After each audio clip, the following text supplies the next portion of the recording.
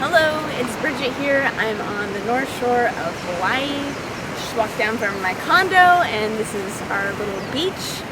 And I wanted to transmit this frequency to you and also deliver something interesting that has happened to me lately.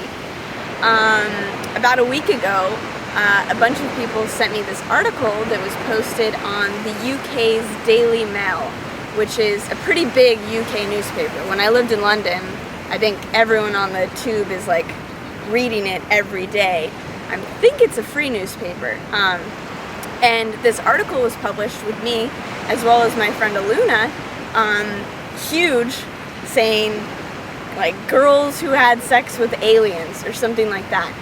And from there, because it's such a big newspaper, a lot of syndicates picked it up, and the next day it was in the UK tabloids, as well as it then made it to a New York magazine, and a few days later my friends in Asia told me that it hit China and Asia, so it went globally viral. And the topic was girls who have sex with aliens. Now, I didn't give that to them. I wasn't necessarily interested in having that kind of publicity. But that's what's interesting. So I wanted to talk about like how that happened and how that happens not only to me, but as an example of how the media is working right now and how we can be more in tune with what's really going on when we read between the lines of what's happening in everyday media and what's propaganda and what's real. So, to start, I did a hour-long interview, as well as Aluna did, with Union Features, these two really cool guys from the UK, and it's on YouTube. You'll see it probably attached to this video in a suggested YouTube videos, and it was a really great interview. It was about an hour long, and the guys were really kind and like asked very inquisitive and educated questions. They'd done their research. It was great. And they said that they were going to sell it to a UK women's magazine because this was going to kind of be an interesting story that they might want. Anyways, that didn't end up happening, so I just assumed that they sold it to the Daily Mail. And when they sold it to the Daily Mail, what happened was that this hour-long interview, a great context, many answered questions, like a full breadth of knowledge and just information as far as my personal experiences and what I understand ET contact and the abduction program to be, was really laid out really well there.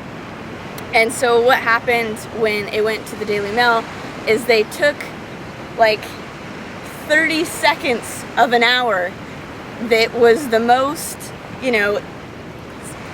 had the most ability to be sensationalized, and they went, and they're like, okay, no, it's not interesting that aliens exist. It's not like, whoa, like how did they take you? Like these other questions, it was like, boom, they had sex with aliens. Boom, like that's the new title, that's the new headline. And what that does is it sensationalizes. It exaggerates, and it's also misinformation because it's not in the proper context. And all of that's well and good, because in today's like mainstream media, it's like, okay, well, we want to sell newspapers. But I'm pretty sure in this case, whether it's the tabloids or the Daily Mail, that they're free newspapers. So if you're getting a free newspaper that's like subsidized, it's not to make money. Well, maybe for the ads and stuff like that. But what is it really doing? It's propaganda. It's free propaganda. It's free misinformation. And I've spoken to a few of my friends who are kind of more high up in the greater picture of humanity, things going on. And I said, what do you think this is? It's interesting that this has happened now, and it went really big, this story. And my friend said, well, if they didn't contact you to verify any of the information and you didn't send it to them, it's very likely that they're using the story as a slow disclosure. And you may have heard about this idea, like there's the disclosure movement of everything that's happened with extraterrestrials. But I think disclosure also is intertwined with government stuff that's going on, really going on, not conspiracy, but really going on.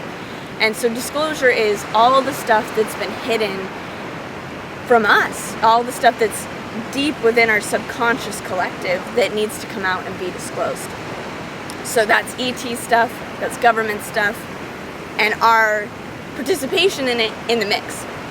And so what's happened is some of the time there's small disclosures, and it's like a slow leak that eventually, 20, 30, 50 years later becomes, oh, maybe there are aliens, after like NASA's like, there may have been life or something on Mars. So this is kind of a slow disclosure way of doing it, because they want to draw out the process. The they, or the powers that were, whatever. It's over now. So we're all that is happening at this point is they're doing their thing. There's this whole uprising, as you can see, even with like Bernie Sanders' campaign. There's great stuff happening. There's so many ETs, the Sphere Being Alliance, so much like coming up on the positive end. But it's interesting because what's going to happen as these two power energies, polarities within us move and mix and figure out what is in alignment with the greater humanity story, is there's going to be a lot more exaggeration of things that really are true. And then there's going to be misinformation, and there's going to be true information that is just going to be not well researched. There's going to be a lot of stuff, and that's what I'm saying is kind of an example of what happened with me. And so in this media, in this like soft disclosure, in whatever form it is, it's important for the real story to come out, the real whole story to be presented, so that it doesn't just like skiff like a rock, like on the ocean, it's like doo, doo, doo, doo, doo, and it just goes along the surface, and it doesn't hit deep within like our being. It's like girls who had sex with aliens, and it just like skips, like we're destroying the world, blah, blah, blah, blah, blah. It's light, it's just a headline, and it just flutters, and it doesn't sink. And what something like an hour interview does, or a well-researched article, or Stephen Greer's like 2 hour, or I think like 3 hour presentation on like government disclosure, that sinks. Like, you have all of the information to bring together to make it yours, to own the truth, like to own what is really happening. And I feel like that's really important, because even I find myself online, the articles like go past on Facebook, and it's like, man, the example that's coming to me is really not good. Okay, I'm just gonna say it. It's like, eating pussy is way healthy, like just weird, interesting articles. And all you see is the article, and the article gets filed in like a very basic level of the brain, and you don't understand like the depth of what really that means, or like who wrote the article, and what the sources of that are, like memes that can be just copy and pasted, that don't actually have the real information.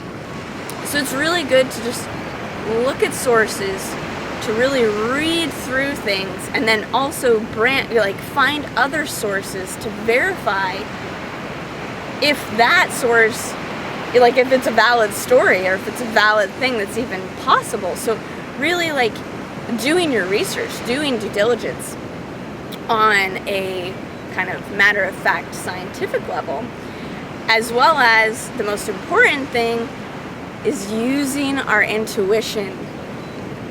When we see an article, when we see a headline, when we read a story, when we see a picture of a person, to really tune in and say, is that happening? Like, is that, does it hit me? Does it hit my heart? Is it authentic?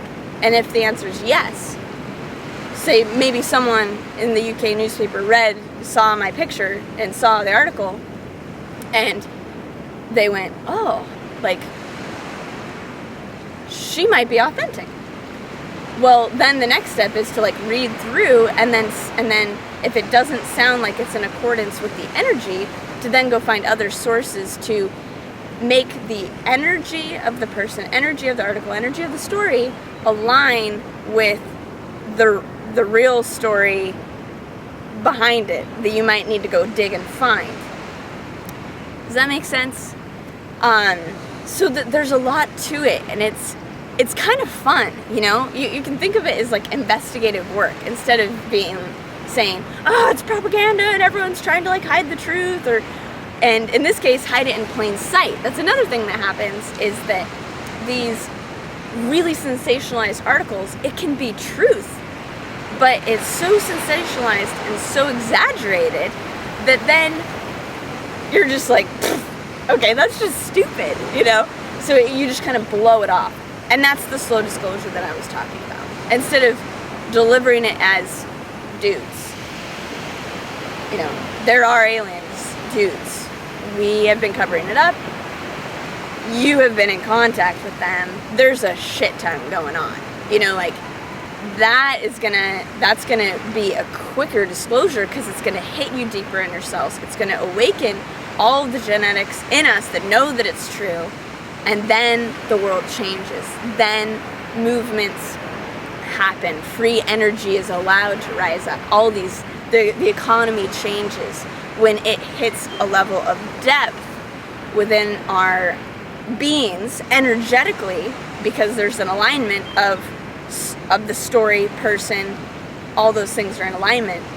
And also it aligns conceptually also in our brain to be like, yeah, okay, that makes sense, and it feels like it makes sense.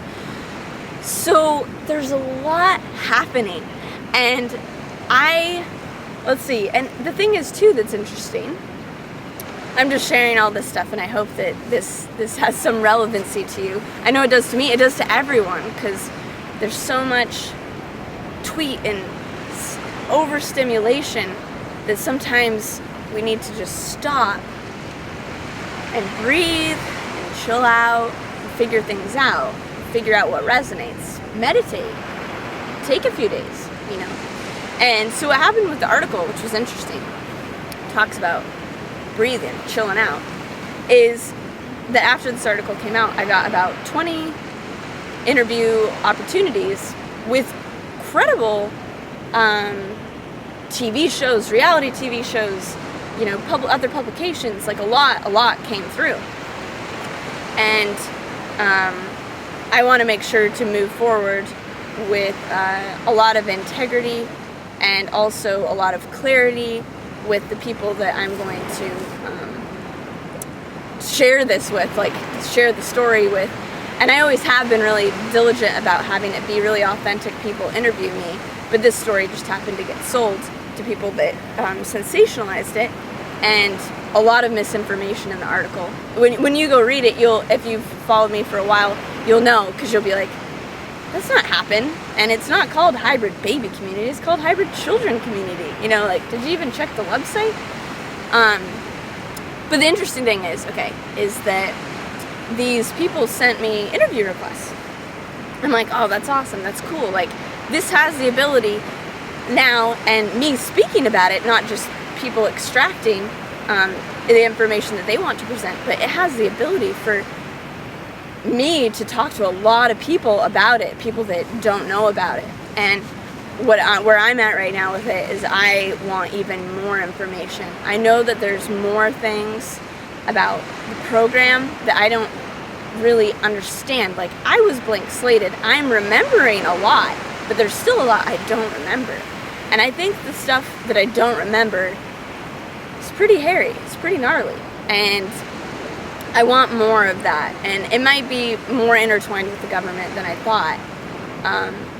And also, we already know it's traumatizing, but it's like, how do the hybrid children, in a very beautiful, positive, benevolent way, which I feel intertwine with the origins of why the program was created. And that's what I'm interested in exploring now. So because I want to do a really good job of bringing through the most accurate information that I can get my hands on and intuit both, like real, factual other sources and real downloads. It takes a little bit of time, energy, settling, contemplation, meditation. So these people contact me for interviews, and they're like, okay, so you want to talk tomorrow? Like, all of them are saying, like, oh, so can you talk to later today? And I'm going, later today? Like, this is huge. Like, what's happening is big. Like, that's going to take more than just a second for me to just jump on the phone and go, yeah, I want to jump into another interview and have this go even more misinformed to more people. And it's interesting because that's the way that media, I mean, all different kinds of media are working. They're so needing the next thing that there's never a moment to actually ask the person, ask the story that they're interviewing for a level of depth, because it's so, and I find that really interesting, because I think that's what's needed is actually like a slower pace to get to the authenticity of the person being interviewed, of the story that's coming through, and not so quick, like it's like, okay, let's just get the story and put it out, and really, really taking time for it to be authentic and for it to be just beautifully captured. So it's been an interesting process, and the biggest thing that I'll say is I'm happy that it happened, because it did, and it was meant to, obviously. It's more important for more people to know about it in a inaccurate way than it is for people not to know about it. So cool, that's great. And honestly, my reputation, I don't really, okay, if I can have a choice, I prefer to present myself in a way that's accurate and authentic to me. If I don't have a choice, but what is being presented is something that's overall going to help disclosure in the world, I'm in. Like, if like my reputation, my identity gets like trashed, but then disclosure happens, like I assist in some way of bringing it through more quickly and bringing it to light in a new way, cool. That's what it's like. Identity, I already gave up identity when I started this whole thing. I had the option, like this crossroads, right when this big radio station in LA picked up my first YouTube video and again aired it without talking to me, and then I went and got to talk to them, and it worked out really well. But I had this option. I was writing, still do if I want to, writing for Huffington Post.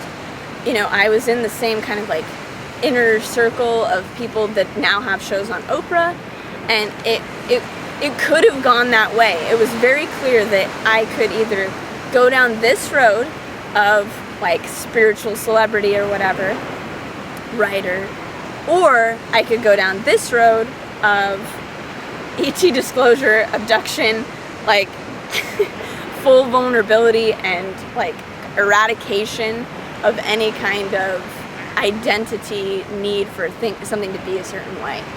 And the day was pivotal. The day was so interesting. You know, my ex-boyfriend, who's a big publicist, you know, contacted me when he saw the LA interview and was like, Bridget, like, you have time to say that this was a hoax. You have time to save your reputation. And even my mom at the time was like, Bridget, you can go down this like other Oprah path, and it can be like, you can be really successful and touch a lot of people. And I sat there and was like, no, this is real. This is my truth. This is what I experienced. It's not pretty. It's not what I expected. It's the last thing I expected. I thought mediumship was like, a few months before, I was like, whoa, I'm going to be doing mediumship. I thought that was a little crazy, but this is like, whoa, this is so out there. And I wouldn't change it for anything. I'm so grateful that I can be a conduit of information and disclosure of like how the world, how the universe, how other beings truly interact with us. I mean, ooh, the ocean's coming in, saying hello too. Okay, I'm in water now. And that is as great a gift as anything. If it's like, I go through this life, and one of the things I did was assist in a small way in the acknowledgement of extraterrestrials, or the experiences, the metaphysical experiences that people authentically do have, and validating personal experiences as just as good as like scientific fact. That is a life well lived. And so I'm honored, and I'll continue to go forth not against anything, but in the face of anything towards this goal. I don't know where it's exactly leading me. I don't know what's really true or not true. There's so much to decipher. I'm figuring it out too, but I'm happy to be the face of it and assist in any way that I can. So thank you for all of you who have always supported me. I so appreciate that.